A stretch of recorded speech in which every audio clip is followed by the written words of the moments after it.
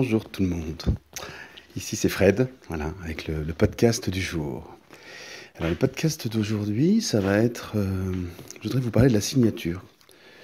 Alors peut-être pas comment signer une toile, mais au moins, voilà, tous mes états d'âme, on va dire, ou toutes les états des lieux sur la manière de signer une œuvre. Alors je dis une toile parce que on signe une sculpture de la même manière, mais on applique un peu tous les mêmes principes sur la partie signature d'une sculpture. Alors en même temps que je vous raconte tout ça, je marche, je me promène dans mon atelier en regardant différentes toiles et la manière dont j'ai signé à chaque fois. Bon, pour commencer, c'est pas simple. C'est pas simple de signer une toile, vous le savez tous. D'abord parce que ça marque la fin de la toile, ça j'en ai déjà parlé en vidéo, et puis avec Maude, l'art thérapeute avec qui j'ai bossé, j'ai tourné quelques vidéos sur le sujet. Donc symboliquement, c'est important de signer une toile, c'est la fin du travail. Premièrement, donc un acte pas si simple. Bon, je vais quand même m'asseoir avec mon café. Ça signe, qu'est-ce que je dis ? Ça marque la fin du travail, ça estampille la fin de votre boulot, ça c'est important. Mais le vernis, l'étape du vernissage d'une toile, c'est le même principe. Donc la particularité de la signature, c'est qu'on reconnaît la toile. C'est un petit peu un acte de reconnaissance, d'authentification. C'est bien moi qui ai fait ça, c'est bien moi, je l'assume, voilà, j'assume ce travail. Donc ça c'est important. Et c'est pour ça que c'est pas toujours simple. Je pense qu'il y a ça qui joue avec. Alors, quand on fait une copie, je vous le dis tout de suite, vous faites une copie stricte, une copie très très inspirée d'une toile qui existe déjà. Bon, là, il vaut mieux pas signer. Là, vous vous abstenez. Considérez que les copies que vous faites... Alors, il ne faut pas appeler ça des copies, parce qu'on n'a pas vraiment le droit de faire des copies, mais voilà, des toiles vraiment inspirées d'autres œuvres existantes. Les signez pas, c'est des études. Considérez que ce sont des études. Ça, c'est important. Voilà le conseil un peu officiel. Donc après, on se réduit à des travaux personnels. Alors pour signer, ça veut dire donc qu'on admet que le travail a été terminé, qu'il est à nous, et on va publier. C'est une manière de publier en fait son œuvre. Et de montrer à tous ceux qui vont la regarder voilà, que c'est bien vous qui l'avez faite. Donc ça c'est important. Donc c'est sur la partie un peu psy quoi, de la signature, c'est important. Après, on peut parler de la manière de signer. Et la manière de signer, je vous le dis à chaque fois que vous me posez la question, vous êtes très très très nombreux à poser la question. Restez sobre. Alors j'hésite en parlant parce que, en fait là, il ne faut pas que je vous donne des conseils, je dois parler de moi.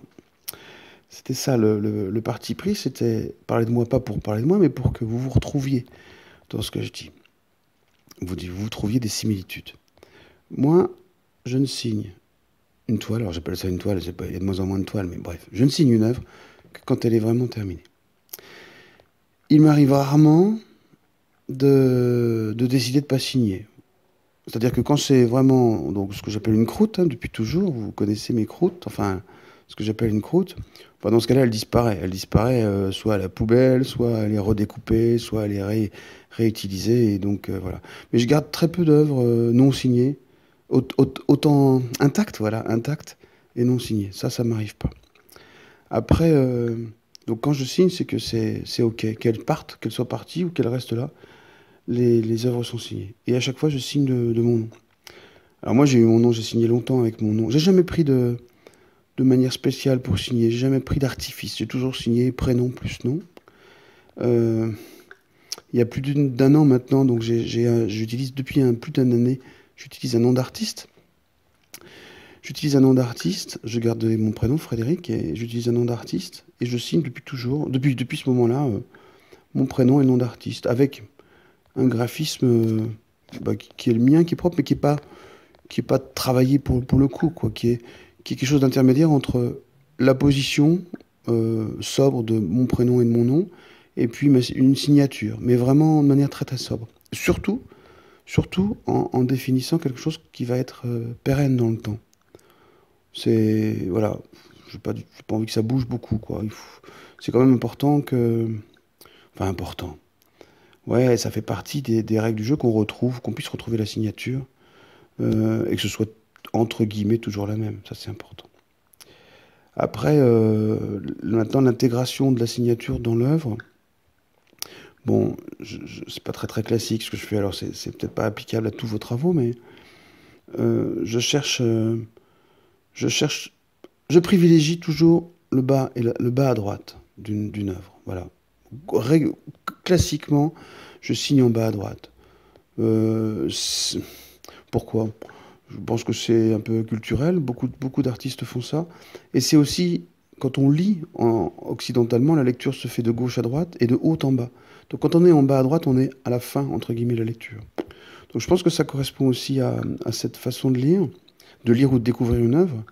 Bon, et puis d'autant plus que j'utilise de l'écriture, moi, dans mes travaux, beaucoup. Donc voilà, ça me semblait logique. Donc je signe en bas à droite. Je signe à l'horizontale. Je signe sobrement, toujours avec la même couleur, du blanc. Je réfléchis. Ouais, ouais, ouais, quasiment. Ça fait vraiment un bon moment que je signe avec du blanc. Et bien sûr, quand dans cette zone-là, il y a le fond est blanc ou très très clair, bah, je signe avec du noir. Mais jamais avec une couleur en harmonie. Moi, je le fais pas, personnellement, hein. Et je privilégie le blanc parce qu'il y a beaucoup de blanc dans mon travail. De toute façon, c'est plutôt des fonds sombres avec du blanc. Voilà. Je cherche pas à cacher, je cherche pas. Elle est plutôt ni à. Encore une fois, c'est particulier, hein, parce que il y a beaucoup d'écriture et de calligraphie dans mon travail, donc la signature fait partie du truc, quoi. Elle arrive pas là comme un cheveu au milieu de la soupe. Et cette étape de signature, ouais, c'est vraiment le moment où on dit, voilà, c'est fini, point, point, quoi. Après, si on doit passer à l'étape du vernissage ou de l'encadrement, c'est là qu'on rajoute une forme d'écrin. Une forme d'écrin à la toile pour un peu la magnifier, la protéger et la magnifier. Donc ça, c'est une autre forme de cérémonie.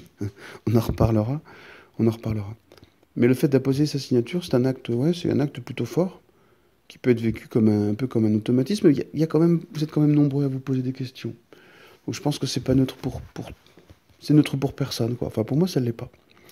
Il y a une forme à la fois un peu de fierté quand je signe, et puis à l'inverse, comment on peut dire? Je me dis, c'est quand même un peu prétentieux de signer. Je me dis ça un peu à chaque fois. Pas prétentieux, mais voilà, c'est un peu. Tu te prends pas pour n'importe qui en faisant ça. Pourtant, ça n'a rien à voir, hein. C'est l'authentification de l'œuvre. Surtout qu'elle parte, voilà. Comme elle sortent de l'atelier, c'est important. Mais à chaque fois que je signe, j'ai en tête, moi, ce qui se passe dans mon cerveau à ce moment-là, c'est quelque chose, signer de manière sobre, de manière constante, avoir toujours la même signature sur toutes les œuvres, au moins d'une même période. Et puis je me dis, voilà, c'est top, c'est un petit moment unique. Et puis à la fois, bon, Fred, tu te la pètes un peu. Bon, ce qui n'est pas le cas, hein, mais ça fait cet effet-là. Un peu comme si on était un peu dans la cour des grands, quoi. Voilà, voilà ce que je voulais partager avec vous sur l'acte de signature. Après, qu'on utilise un pinceau, un calame, un marqueur, c'est du détail. Mais ça, c'est des choses techniques dont on a déjà parlé, que vous pourrez trouver sur ma chaîne. Je voulais vous parler de l'acte de l'artiste de signature d'une toile. Voilà. Je vous souhaite une superbe journée et je vous dis à très très bientôt.